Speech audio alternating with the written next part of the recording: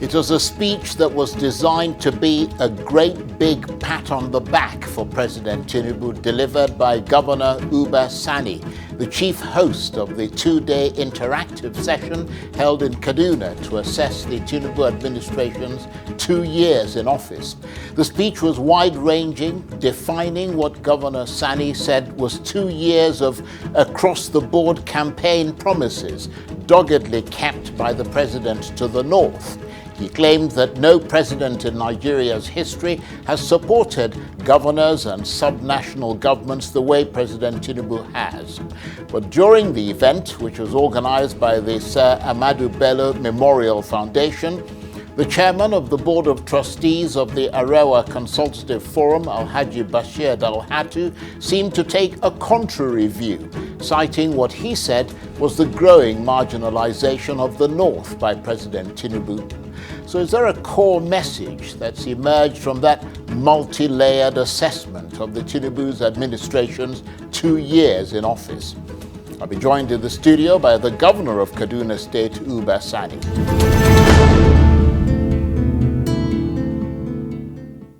So they came from across the 19 states of the northern region and the Federal Capital Territory of Abuja, some of the most prominent and influential figures converging on Kaduna to discuss and assess President Tinubu's 2 years in office, and truth be told, also to showcase the region's political clout in national politics and to raise questions about the future under the Tinubu administration.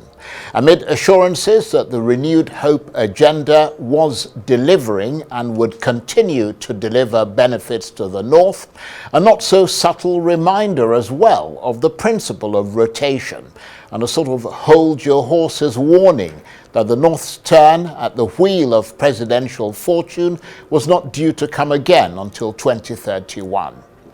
So how much water did all that hold at a gathering of ambitious politicians, amongst whom the seed has been planted that the North is being marginalized under the Tinubu administration? Well, for more on this, I'm joined now in the studio by the governor of Kaduna State, Sani. Governor, good to see you. Thank you very much indeed for coming in. Yeah. And you were the chief host of that event. Just summarize for us how it went in your assessment and what came out of it. Thank you very much again. Thank you for having me. Charles, I can say that for me, what happened in Kaduna 2 days ago is what some of us have been calling for many, many years.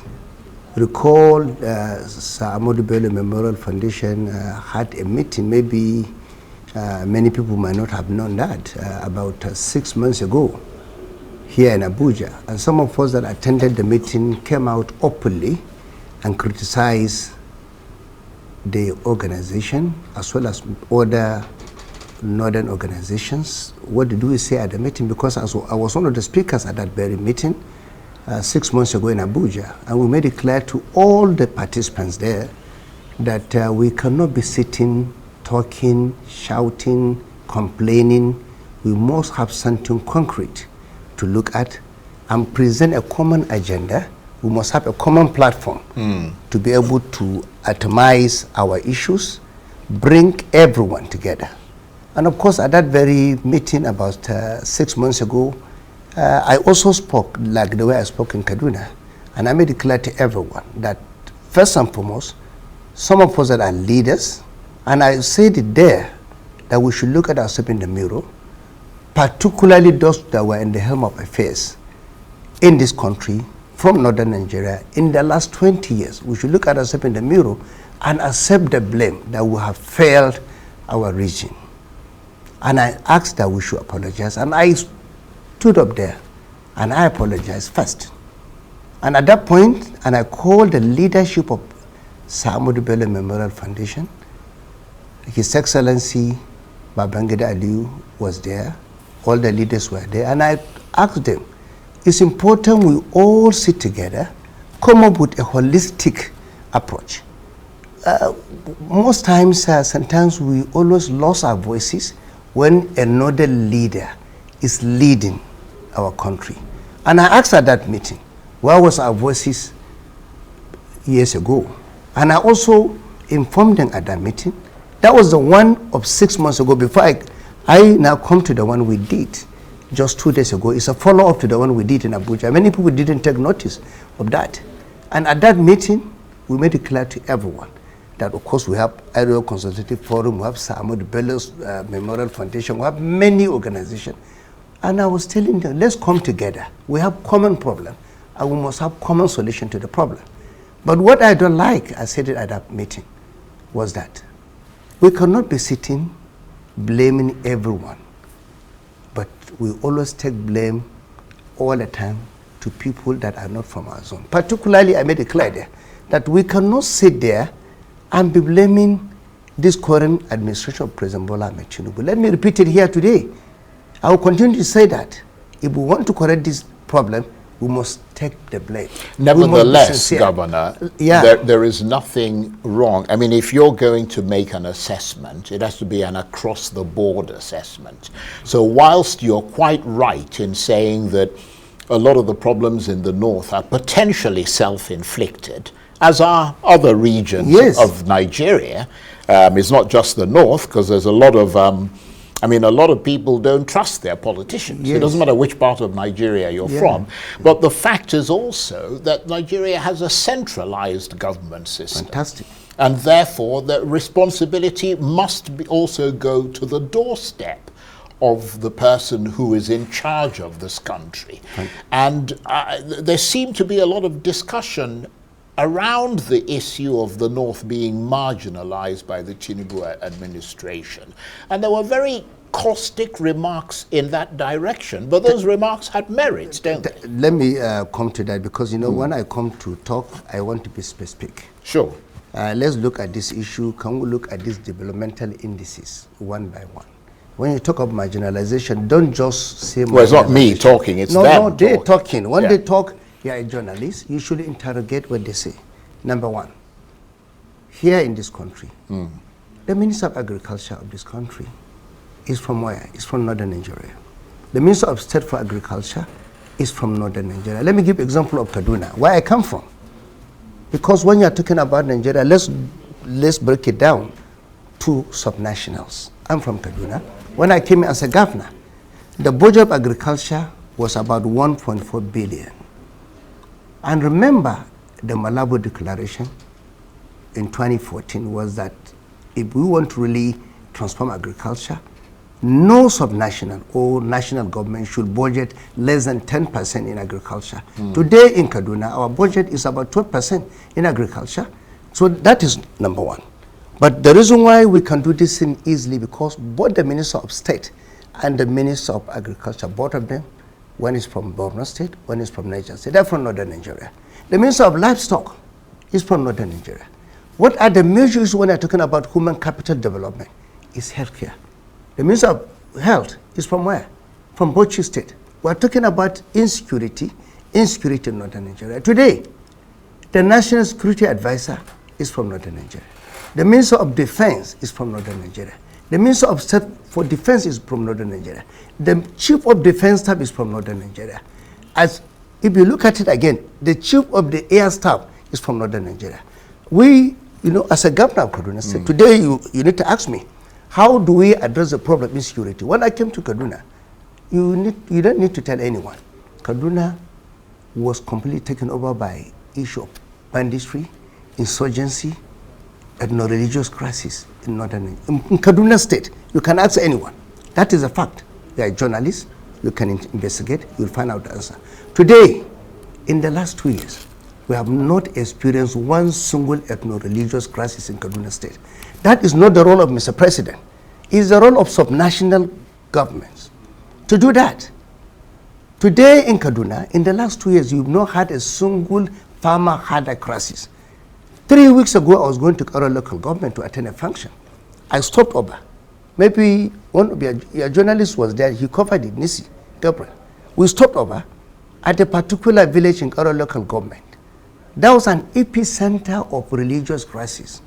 But I was happy when I saw Fulani herders as well as farmers living together in the same community with a farm and cows just about less than 50 meters away. So how did you solve that problem? I solved the problem because what you need to do is inclusivity. You need to include everyone. President Aswaju didn't need to come to the north to tell you how to run your own state. We are a diverse state in Kaduna. We have Muslim, Christian, about 60 ethnic groups in Kaduna state. As a leader, the first thing you need to do is about justice. It's about equity. It's about fairness. And when we're talking about justice, equity, fairness, it's taking development to every part of the state, irrespective of religious, political, or ethnic affiliation. When I came as a governor, of course, at the beginning, I was elected mostly by people from the northern part of Kaduna. But today, when you go to Kaduna, you see the roads we are constructing. We do not discriminate. What is more important is for a leader to choose. Are you going to put forward politics as number one agenda or governance? Yeah, well, for us, governance is more important. Yeah. That's the reason why we solved that. Yeah. Now, talking about the issue of security, you are asking me what have the president done. As a governor, before I became governor, I was a senator, chairman Senate Committee on Banking. But if you go back to my history, realize that I was a senator that sponsored the creation of state police. Knowing fully as a senator, I was watching and sitting. As of 2014, ask anyone, there was nothing called insurgency or banditry in the northwestern part of Nigeria. It started around 2015. It became worse by 2021. Now, so under an APC government. Fantastic. Maybe. Now, what I'm talking about here, because I'm a very blunt person, I'm not talking as a politician. Yeah, you need to know absolutely. My antecedent. People talk about democracy. Some of us fought for this democracy. I was detained, charged 5 times by successive military government in Nigeria. And what were we doing? Fighting for democracy, fighting for rule of law, fighting for justice. As a governor, I cannot sit before you and start telling you what I don't believe in. It's a fact. So what am I saying? I'm saying the major problem facing northern Nigeria today is the issue of insecurity, because it will affect every form of development. Yeah, absolutely. When I came as a governor, 162 of our schools were completely abandoned because of insecurity. 192 primary healthcare centers were closed because of insecurity. If you are familiar with a town called Binangwari, when President Bola Ahmed Tinubu came to Kaduna precisely on the 22nd December 2022 for a campaign, we traveled together with him from Kaduna to Binangwari.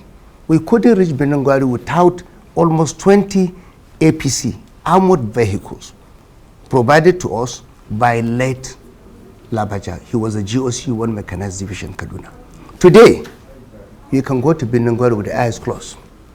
No problem in security. Yeah. Nobody has been kidnapped there. That is progress for me. Yeah. The farmers in Binangwari have gone back to the farm. We have already recovered and reclaimed about 500,000 hectares of farmland that were abandoned previously. So if you sit down with me and tells me there's no progress, I will not believe you. Because I'm sitting as a governor of Kaduna State.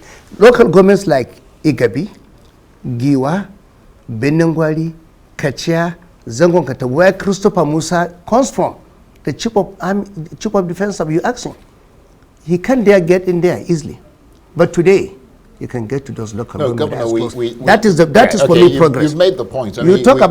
We commend the fact that in your own state, my state, I'm speaking for my state. You've managed to do these things. That's why I'm speaking. But that's not, your state doesn't represent the whole of the northern region, does it?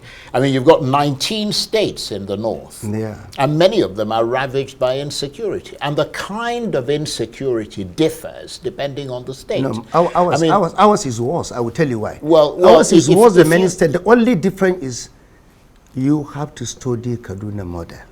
That's what you should have asked me. Yeah, but no, I was going to come to that. Was a model. And I asked you that question at the outset. How did you do it? I mean, the point really is that there are different types of insecurity in different places. I mean, they have their kind of local accent, if you like. I mean, if you go to Borno State in the northeast, they've got Boko Haram there. I mean, that's a completely different thing. Different, in your own state, you may well be able to sit down with people and say, okay, you're a farmer, you're a herder, how do we include this? You don't do that. It's very difficult to do that with Boko Haram. And I will tell you why. No. Yeah. Because you see, sometimes looking at the insecurity issue, we just have to sit down and analyze what are the symptoms and the drivers of insecurity. I agree with you. Boko Haram is more of an ideology issue. But when you're talking about insurgency in the Northwest, it's an economic matter. Indeed. That is the reason why when we came in, we said, look, we cannot resolve that using kinetic approach only. So why aren't the other governors following what you're doing? Of course, at the conference, if you listen to the National Security Advisor, he made it clear that many other governors, they are talking with his office, because when I came with that idea, and I'll tell you why I did that. I'm not accusing any governor, but it's because of my experience as a senator. I was the person that was trying to amend Firearms Act. You have to go and study Firearms Act, Mr. Charles, you'll be shocked. It's obsolete for 22 years now. It's not in line with the global best practice. If you look at the United Nations report, you will agree with me, about 250 to 200 million illicit, illegal firearms are in circulation in sub-Saharan Africa. Indeed. And out of that number, about 70% are in Nigeria. Why? Because our institutions are weak. When I was in the Senate, I wanted to amend the Firearms Act. Charles, we lost it. And when we lost it, I lost hope that we can be able to address the issue of insecurity using kinetic approach. Because, number one, the number of the entire military in Nigeria is still less than 400,000. About 250,000 precisely. 250,000 military in the whole of Nigeria. Police are still less than 400,000. So put the police and the military together, you are still not up to 700,000. You can go around and you will agree with me, we have many, many ungoverned spaces in Nigeria. Go to the Northwest, see the borders. We're sharing with many countries across the African Yeah, but the sub-region. question we have to ask ourselves, Governor, I mean, you're identifying the problem. Yes, and I'll tell you how do I solve the problem? But the ABC government said that it was going to recruit many, that this was a top priority. Many what? We're not seeing the people being recruited. We're not seeing that growing force. Yes, I mean, why is it 700,000 combined force of police and but the I can army? also surprise you that in the early 70s, the number of the military personnel in Nigeria were over 300,000. Yeah, but the population was less, Gas, considerably even less. 700,000, there's about 300,000 as of 70s. Now the population has tripled. We have only 250,000. So it's a systems problem. That's the question. You came and you fixed the system in your state. In my state, and I'll tell you how I did it. Because when I realized I have only one option. When I started, a lot of people were criticizing me. You are trying to pay bandits. But I told them, a man who fought for justice, a man who fought for freedom of the less privileged and downtrodden, cannot sit down with a bandit and pay him. So they were surprised. Only 2 weeks ago, when I came up with my own program, where I gave houses to the victims of insurgency, instead of compensating or giving anything to the bandits. I have not given 1 naira to bandits, but I built houses for the victims of banditry in Kaduna. Only last week. Yeah, so what did you do with the bandits then? What we do with the bandits, let me tell you what we did. Because you see, this issue is a matter of using both kinetic and non-kinetic approach. When you look at the law of our country, as a governor, you have limitation. I know it very well. I championed the creation of state police so that we can have that. But a lot of people in Nigeria were saying, if you now create state police, governors will take over, use it against their political opponents. For me, it's a lazy argument, because when I was making that demand, I was in the Senate, I was not a governor. And I'll tell you why, Charles, I was doing that as a senator. Only one senator, and I were pushing for it. Senator Ike Koromadu. You know, he started in the S Senate. I joined him in the 9th Senate. We pushed it. We lost it at the conference committee level between Senate and the House. It will have passed. Now, let me tell you, In Kaduna, it wasn't a rocket science. There was a lot of trust deficit between the communities, the so-called bandits, as well as insurgents. But what you need to do, first and foremost, as a government, you cannot champion that. It must be a community-based initiative. They must own it. Because when I went to Benengwari, the town that nobody can enter, I sat down with the leaders of their community leaders. The Emir of Benengwari told me that, look, all the bandits are talking about, they were born in my presence here. And I was shocked. I said, Emir, so you know them? They are killing our people. He says, I said, what happened?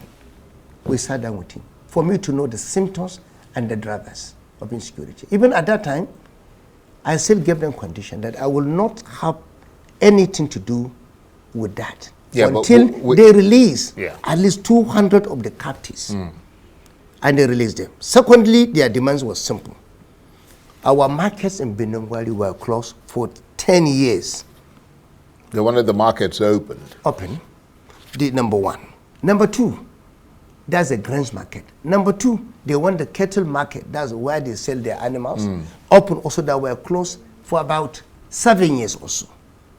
But I told them at Benengwari, before I do that, let them release the 200 people they kidnapped before I became governor. Some of them were still there. They released them, but I didn't do that alone. I did it in collaboration with the Office of National Security Advisor, because you know the security situation in the country. But did you compensate them? I did not compensate a single person. But today I will surprise you. Let me surprise you. Every day, go to Benengwari today. There, when you go there, every day we have at least 25 to 30 lorries loaded with cows to Lagos on a daily basis. Our grains market has been open. Our people have made billions. So basically their source of income the issue is about had disappeared. Have been disappeared. And now it's been restored. It's restored. So right. And the victims, we compensated them because I went to Qatar Charity. Yeah. And I sat with them. I went to Doha, met the Qatar Charity. I said, look, one of your programs is supporting the victims of banditry and other things like that. They sat down with me. Today, as I'm talking to you, we are building 500 houses in collaboration with the Qatar Charity. We finish some, we give it out already to the victims of banditry in Kaduna. Everybody is happy. And there's justice. For me, it's about justice. That is the issue. Do you think there is justice on a federal level in this country? For me, honestly speaking, it depends on Or is it just about your state? For me, it depends on how you look at it. You know the reason why sometimes I become a bit suspicious when people are talking, and I talk differently. I can take you back a bit. You see... Well, we're fast running out of time. Yeah, but I have to take you back a bit, just a minute. Yeah. You see, when we were in the struggle, let me give you just one example. We fought for the internal democracy in Nigeria. Don't forget, I was not in the Alliance for Democracy, AD, where President Bola Ahmed Tinubu belongs. I was with Chief Gani Fahmi, that's National Conscience Party. We fought together because we were at that time we were in Campaign for Democracy. They were in Nadeko. We fought for the internal democracy, but one General Abdul Salam Abubakar called us to Abuja to sit down and agree on the transition at that time. 3 political parties were agreed to be registered: PDP, APP, and AD. We came back home. All of us will have joined AD because, of course, we fought for democracy together. That was the party that President Bola Ahmed Tinubu and co were leading. But at that time, what happened, Charles? Some of us listened to our leader. Then our leader, Chief Gani Fahmi, told us we cannot join the transition at that time because the struggle have just started. What did we do? We took INEC to court. I remember it took us 2 more years to get a judgment against INEC, and we did it together with PRP, headed by Balarabe Musa, MDJ, headed by MD Yusuf, and NCP by our leader, Chief Gani Fahmi. So we fought for the expansion of political. All these parties they are hearing talking about, the Labour Party, all those parties, they need to go back to history. Some people fought for the expansion of political space. We did it under our leader, Chief Gani Fahmi. So we are part of this struggle. We came from the trenches. So when someone sit down here making statements that are politically misleading, I will correct it. I'm from northern Nigeria. I know what is happening. But I believe if you look at the richest men in Nigeria today, put 10 men, 5 will be from northern Nigeria as we're speaking. And I'm happy. Just 2 months ago, I sat down with Aliko Dangote. He's the richest man in Africa. The richest black man in the world. We sat down in my house and I said, Aliko, can you please sit down with the leaders? Right. But he told me he needed a platform. So what happened in Kaduna, for me, was unprecedented when the government officials came to Kaduna, sat down with our people, the academics, the women leaders, the youth groups, the civil society organizations, the farmers associations, all came together to atomize the problem of northern Nigeria in the presence of the people representing northern Nigeria. It's a step in the right direction. And I think they need to be commended instead of people criticizing them, because some of us come for that. We need to hear the outcome now. I can tell you something is going to come out of that. Right. Governor, let me just bring up something, because you've made a lot of points about the difference that you have made. And we have a correspondent in Kaduna State who essentially confirms some of the things that you have said. Yeah.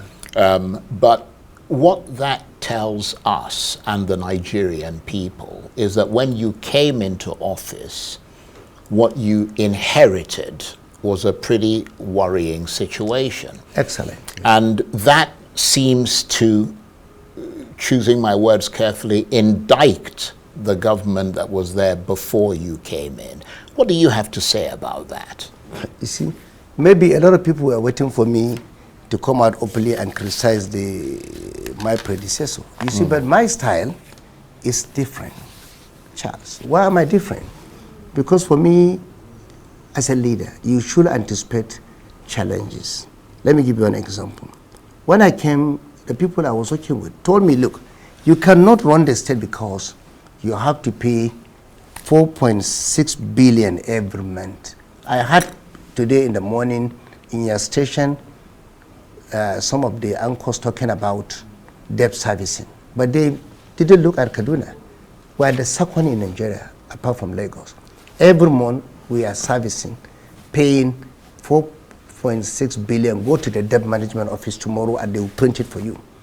Kaduna. Foreign component is 4 billion. Local component is about 600 billion. So put together 4.6 billion. Because of that, that is directly from the allocation. Today, many states around northern Nigeria, they are collecting more than Kaduna. But you see, for me, I will not sit here and fold my arm and say I will not do anything. That's the reason why I didn't waste much time. But today, despite that, we've done a lot. We are right now constructing 81 roads in Kaduna, spanning 780 kilometers. Your correspondent will have certainly said reports about that. We commissioned few of them. That's number one. Number two, we are the leading state in skill-based education in the whole of Nigeria. That's not my word. It's the word of the Executive Secretary of National Board for Technical Education, Professor Idris Bagaji, who is the best in Nigeria. And he came to Kaduna when President Aswaji came to open our Institute of Vocational and Skill Development. He made it clear that our institute in Kaduna, as we are speaking, is more equipped than any polytechnic or federal university of technology in the whole of Nigeria. We have it in Kaduna. I built it from the scratch. Not only that, when I came in terms of education, the first thing I did, I looked at the enrollment, and I was not happy. I reduced the tuition fees in all the tertiary institutions of Kaduna State by 50%, so that we can have the enrollment. Not only that, if you look at our school, we built 62 schools. Only I renovated and rebuilt more than 1,000 classrooms at the level of primary schools. Right. That is what, and not in my words again, when the Minister of Education was in Kaduna only 10 days ago during the Education Summit, he made it clear. In Nigeria today, we are leading state in terms of bringing back our children to school. We have already taken back 300,000 of our children that were out of school back to school. Right. That was in the word of the Minister of Education. Again, not me. And when you're talking about healthcare, right. Let me come back to primary healthcare. Anytime you have opportunity, talk to Professor Patti, who is the Minister of Health. He will tell you, Kaduna State is the only state today, we are moving 255 of our primary healthcare centers from level 1 to level 2, as we are speaking. But Patti will tell you what is our position. Right. So I'm not complaining. No, despite the fact that we're paying 4.6 billion debt that I didn't take. And not only that, people talk about IGR. Again, when I came in, I'm not going to complain, Charles. The IGR account of Kaduna State government, if you call Adora, the managing director of the Zenith Bank, she will confirm to you. I talk on data, no speculation. The account of Kaduna IGR is with Zenith Bank because money was borrowed, and every month they are taking close to $1 billion from our IGR. Whatever we raise before it comes to us, they take it away. So what was it before you came in? That's before I came in. All those ones, don't know. The deduction started particularly the most of the June 2023. But look, I'm not here to blame anyone. When I became governor, I went to all the former governors of Kaduna State, from Colonel Nguyen, who was a governor 40 years ago, to Makarpi, who is a PDP guy, to Ramallah Nyaro, to Nasir El-Rufai, to Achitanama Disambu, to Yeb Ahmed, all of them. I had cause to discuss with them on the problem of Kaduna, because I believe as a governor, we don't have monopoly of wisdom. Right. We're not talking about party, we're talking about Kaduna State and progress. And I can say that to tell you, in my own opinion, all of them have done their best. So but today, you're not holding your predecessor to account for anything. I don't, listen to me. You will never hear me talking, because I will never. You know why? Because that is the reason why sitting here, I don't waste my time talking about. But the State House of Assembly went after him.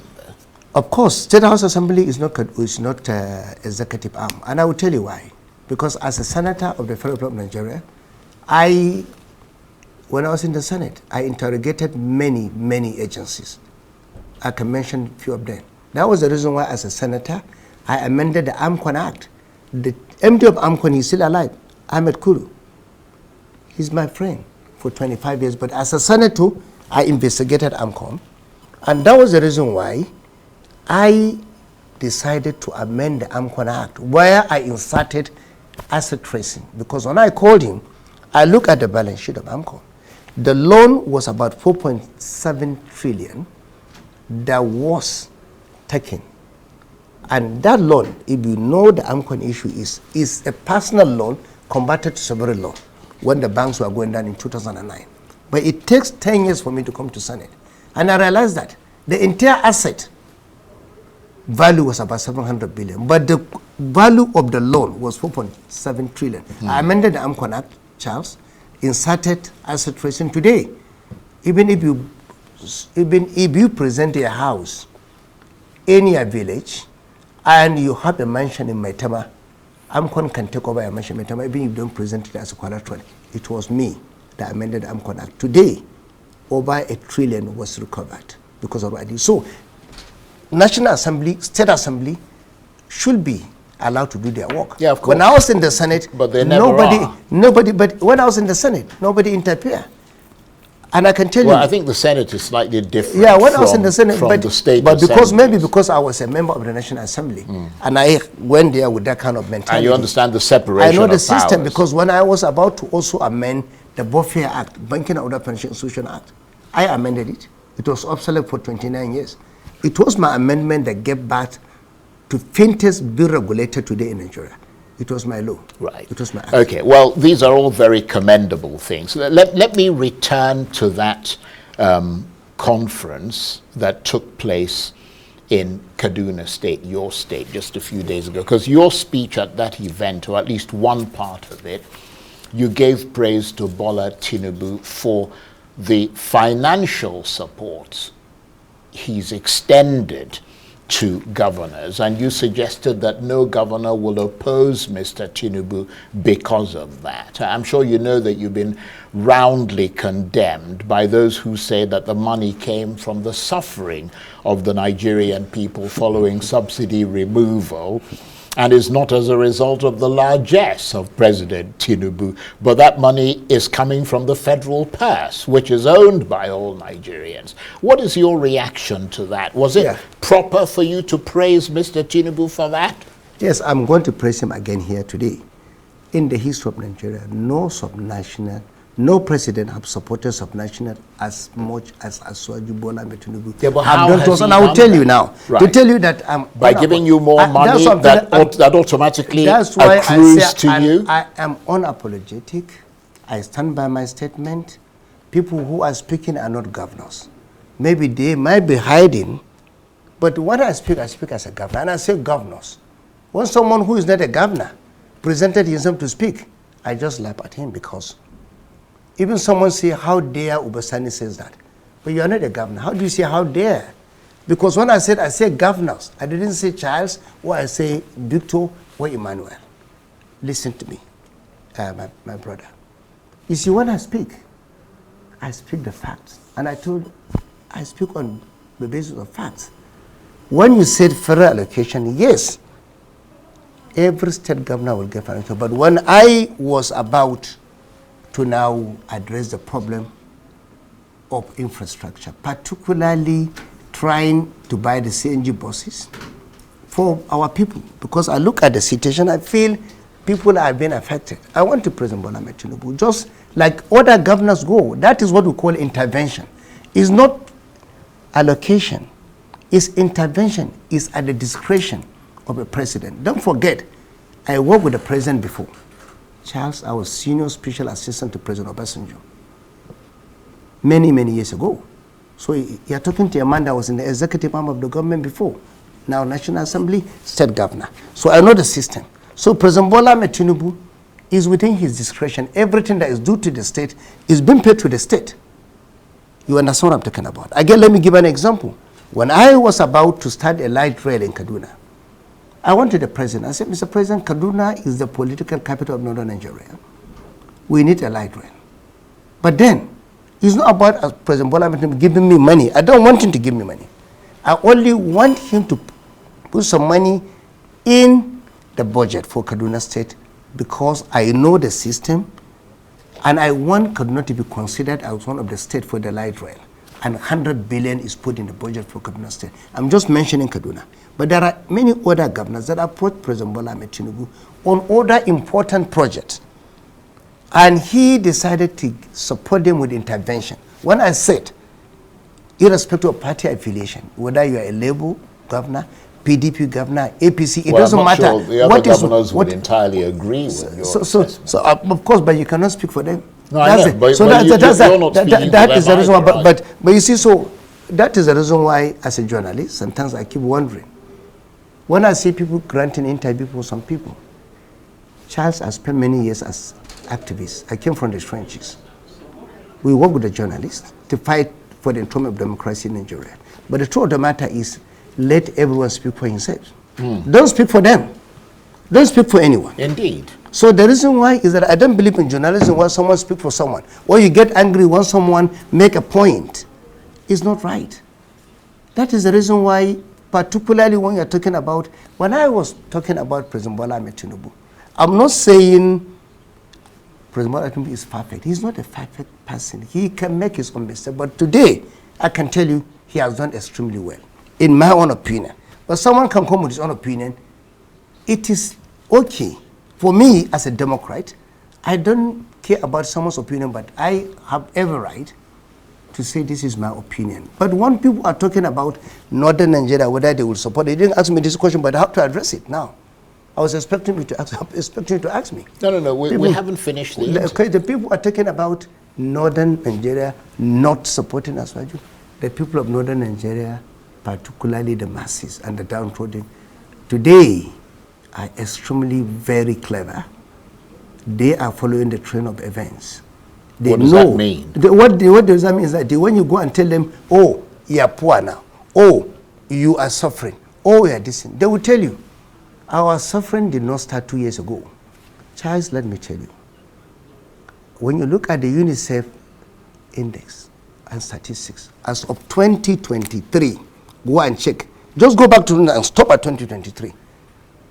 we had about 18 million out-of-school children in Nigeria. 2023, that is the statistics by the UNICEF. 80% of that number is from northern Nigeria. How should I allow anyone to blame President Bola Ahmed Tinubu when we were watching, sitting? Look, that's number one. But at least let me finish. We can call for him to address it, but don't say he caused it. That's number one. We understand number two, that. Let me finish. I don't think anybody is saying but that. But people but there's expectation of intervention, and it's the level of intervention. That's what people assess. But the level since he's been in office, by how much has he brought that number down? And I'll tell you something now. I'll tell you something now again. You see, the reason why, because I'm talking up with facts and statistics and data.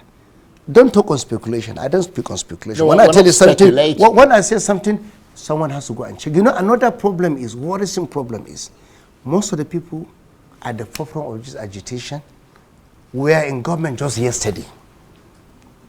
And I said it. Where were their voices? This problem, Charles, where am I? Very angry. We are watching. This number I was talking to you about, when you go back again 10 years back, it wasn't that figure. Yeah, it's been getting higher. It's getting higher. Yeah. We had opportunity to stop it. Yeah. Charles, as far back as 2000, go to the record. 2000. And let me give you another statistic, because we're running out of time. Yeah. I mean, we actually extended your time because you're very interesting to talk Thank to. you. So we thought and I think that there's a lot that people can take away from what you're, particularly when it comes to dealing with things like insecurity. It's important for Nigerians to hear what you have to say. Thank you very much. But while you're talking about all these good things, that is happening in the north. I don't know if you're aware, but the UN agency, the World Food Programme, which has essentially been feeding thousands of people in IDP camps in the north. In fact, they've been feeding over 1 million people in the north, has said that it will from today, run out of money needed to continue supporting over 1 million people who've been displaced by Boko Haram and other sort of issue of insecurity as a result of the humanitarian aid cuts by the US. We had the man who is the program officer on air at 6 o'clock this evening from Maiduguri. They have made entreaties to governments abroad. They've made entreaties to the Nigerian government.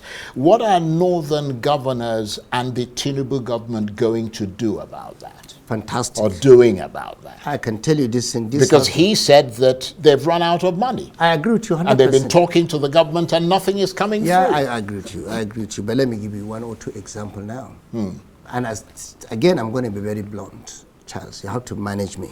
Number one, on Saturday, by the grace of God, in Kaduna, we will distribute 300 trucks of fertilizer to over 100,000 smallholder farmers in Kaduna free. What does that mean? What does that mean, Charles? We can subsidize the fertilizer, but agriculture, issue of food security is paramount. Everybody must look at the priority. Like I'm telling you, for me, if you ask me, what is our priority? Food security is very important, which is very, very important because hunger is something that is criminal. You shouldn't tolerate that. Now we are doing that. So, well, the federal government, I have no doubt in my mind, will intervene. But we as state governors, we need to take the lead. They will intervene. They will definitely But intervene. I mean, the people are saying from today, there's no money left, period. The money is gone. I can tell you they will intervene. These 1 million people, they are not in only one state. They are scattered across states, I can tell you. I give you an example of my state. Why do you think when the bomb landed in Kaduna, you remember, in December 2023, 87 people were killed by the drone. Many of them were displaced. I stood my ground and I said nobody will be in the IDP camps. Because for me, it's a crime against humanity sometimes for anybody to remain in an IDP camp for 5 years even.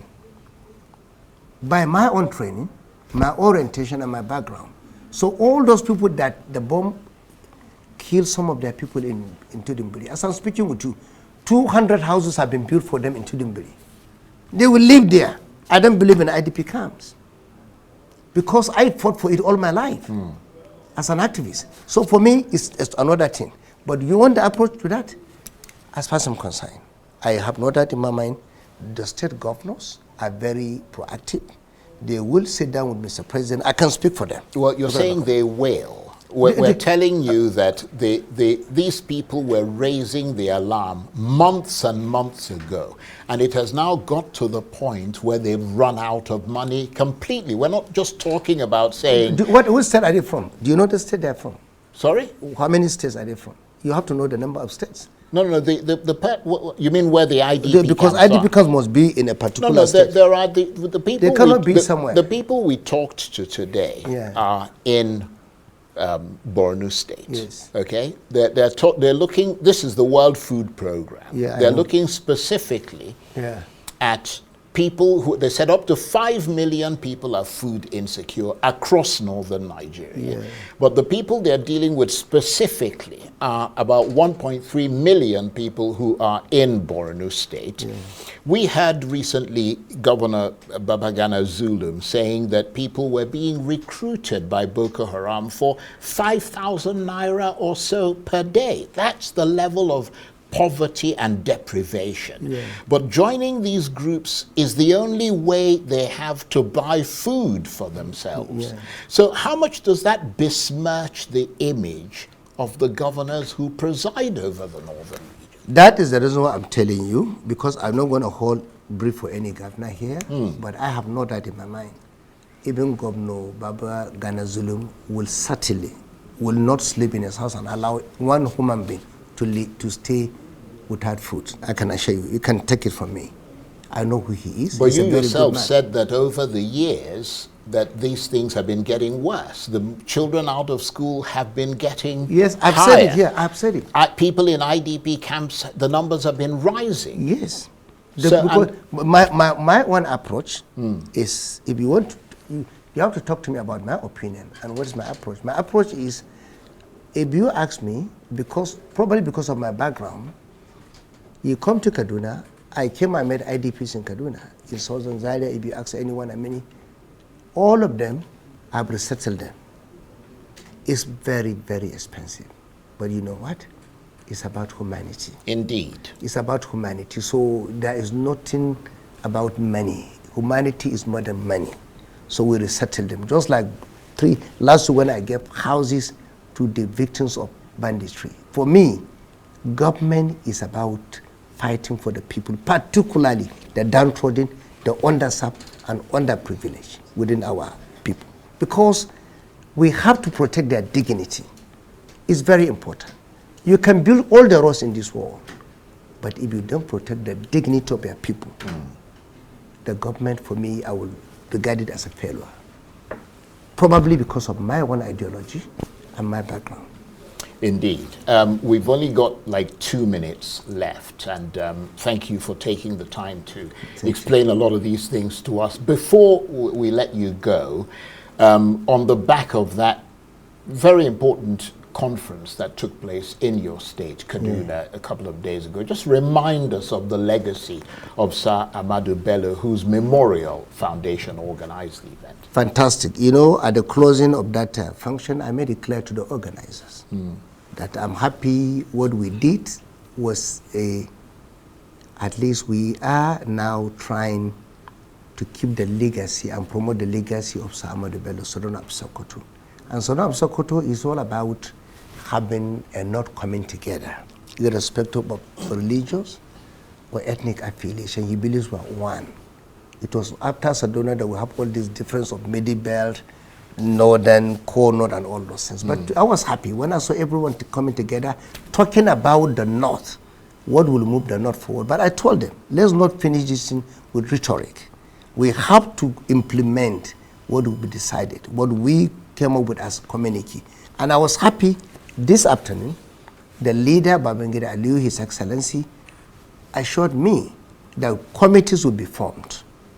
Various committees will be formed to actualize the outcome of that meeting. And I also told them that something was missing, Charles, because we have completely ignored the business community. Government cannot do it alone.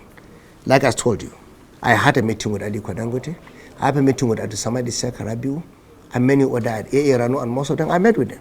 And I told them, let's come together, all of us. If you go to countries like India, in one local government, you can find more than 50 industries, not to talk of a state. So for me, it's not too late. We need to work together. Government alone cannot do it. Our business community must come together because we are very lucky. We have very good businessmen who are leading business in Nigeria, but they cannot do it without platform. Aliko Dangote is willing, ready to support. Instead of us calling them for book launch, whenever a big man in northern Nigeria is launching a book, you say, oh, come and donate $1 billion, $2 billion. We don't need that, Charles. Or when we're building mosque or church, billions. We don't need that. What we need, call them. Let's come and have a platform where they can invest in education, in skill-based education, in healthcare, but they cannot do it without the platform. There must be platforms. That was what I told the meeting. And I'm telling you, if we do that, this problem will be addressed within a very short time. Thank you very much. Okay. On that note, I want to thank you very much indeed. And we appreciate your taking the time to come in here to talk to us. And we also appreciate the things you had to say. Very important and very interesting.